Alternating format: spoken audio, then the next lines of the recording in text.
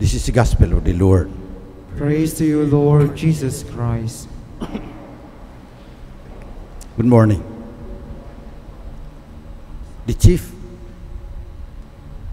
Innovation Specialist of Google has already declared that empathy is the skill of the future.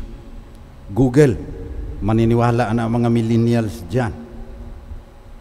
In 2008, I was invited to be leader in residence at the Peter Drucker Graduate School of Management in Claremont, California.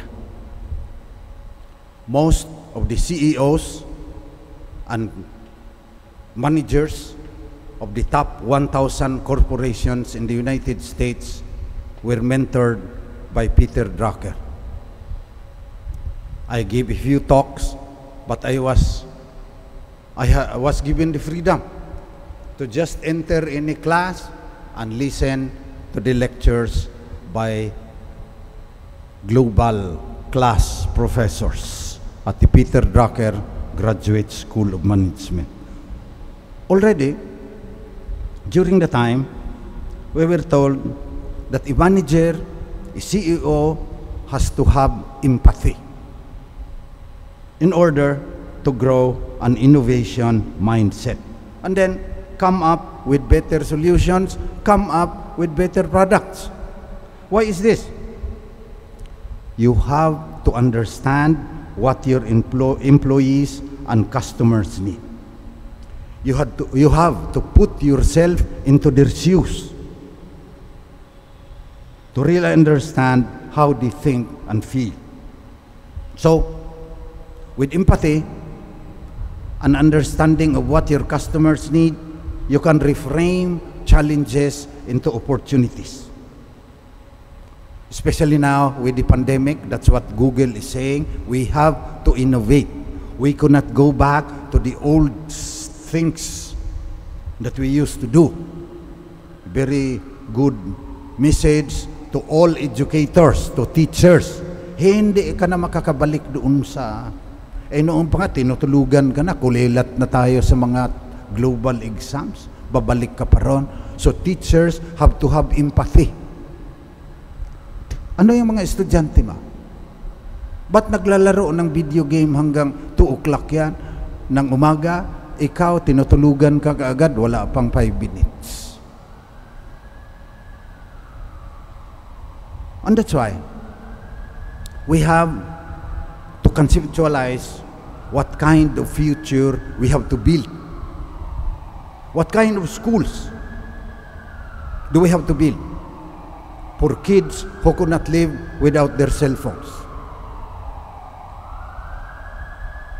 What kind of government should we have if it's riddled with corruption now and incompetence?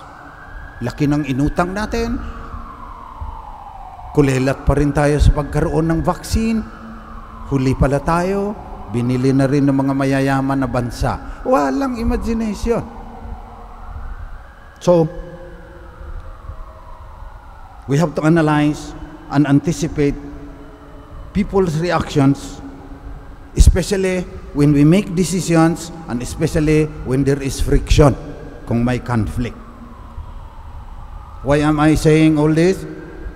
Matagal nang sinabi ng Panginoon, be merciful just as your Father is merciful. 2,000 years ago. Pagkatapos, gagasta ka ng $100,000, papasok ka sa Peter Drucker Graduate School of Management, tuturuan ka, empathy, compassion, para yayaman ka. Tayo, sinasabihan, those who accept Christ as Lord and Savior, sinasabihan tayo, be merciful just as your Father is merciful. It is the very essence of God. Ngayon kasi, na-science na. Alam nila may beginning ang world, may Big Bang, 13.78 years ago. Halos lahat naniniwala na may Diyos. Kaya lang yung Diyos nila, parang computer na malaki. Nagsimulaan itong lahat. Tayo, tagasunod ni Kristo, naniniwala tayo that God has mercy on us. Sa simula pa lang, sasabihin ka agad natin, have mercy. So, the point of Jesus' revelation is that God, the essence of God is to be merciful. Already in the Old Testament, you ask the Jews during the time to describe God, they will say, Chesed we emet. Loving, mercy, and faithfulness is the essence of God. Yung ubod ng kanyang pagka-Diyos ay magiging maawain, magiging tapat. Dapat yun ang paniniwalaan natin. Huwag yung Diyos na Santa Claus, hingi ka na kaagad kung anong mga pangangailangan mo. Hindi yung Diyos na huwes, bibigay ka agad, paparusahan ka kaagad. Mali-mali. Let us go back to what the gospel today says. Jesus said to His disciples, be merciful just as your heavenly Father is merciful. Sa Greek, mas ano yung compassionate eh? Compatere. Patere in Latin means to suffer. Com means with.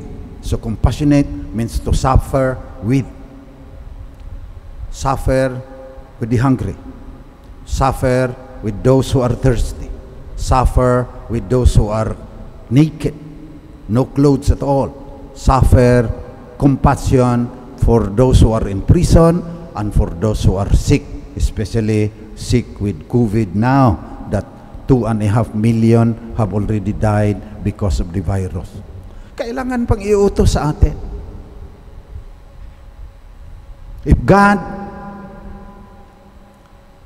is characterized by compassion and mercy, and we are made into the image and likeness of God, madaling maunawaan yung sinasabi ni Jesus ngayon. Be merciful just as your Father is merciful. In other translations, be compassionate as your Heavenly Father is compassionate. It is a duty. Google pa ang nagsasabi sa atin, ang tagal ng sinasabi nito.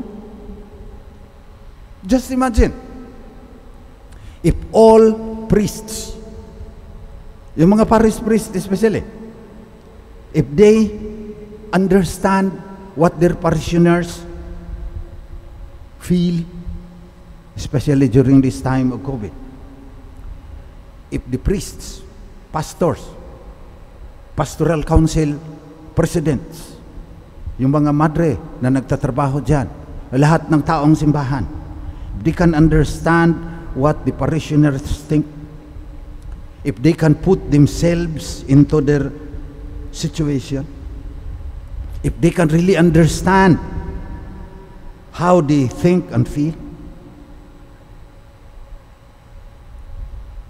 they will become innovative. Ang ibig kong sabihin, they will come up with new designs on how to feel the spiritual need of their parishioners kung susundin nila yung nasa gospel. Google pa ang nagsasabi. So we have to be innovative as priests and nuns and brothers and seminarians and parish pastoral council members, religious organizations in the church. It is the skill of the future. We have been told about it in the past. Gamitin natin ngayon. The question is, what would the church in the future look like? Ang tindi na tanong. What would the church, the post-pandemic church, look like? Kasi ngayon, nag-i-innovate na nga ang Shrine of Jesus, the Divine Word eh. Kasi kaunti lang nakakapasok. So, bumili ng pambomba.